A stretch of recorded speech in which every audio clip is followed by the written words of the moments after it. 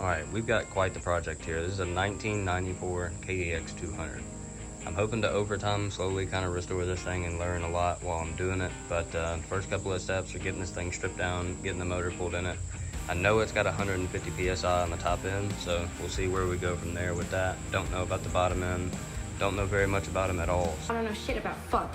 So it's gonna be a huge learning experience. I've never split cases before, done anything like that, but I know it's got a slip and kickstart gear and a whole bunch of other missing parts and goodies here, so I'm not sure how far we'll get today. I've got this parts cleaner that I need to put together, so hopefully some of this stuff is salvageable. Anything that's not is just gonna get replaced, and there's all kinds of stuff missing, so just kind of bear with me. This is gonna be a multiple video project over a long period of time, more than likely, but maybe I'll learn something, maybe you'll learn something.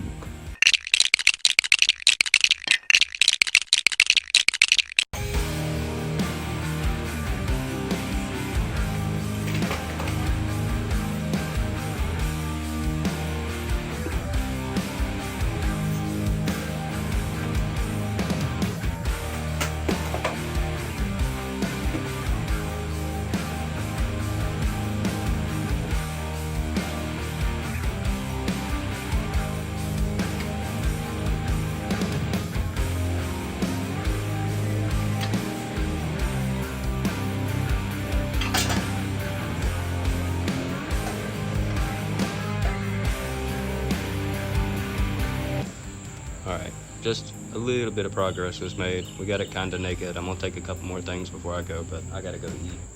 We got the parts washer built, and we got some progress done, but next video will be pulling the engine, pulling the wheels off, swapping the suspension out, and then we got to see about painting this frame up because it's pretty grody. But I appreciate you guys for watching. Stay tuned for more on this.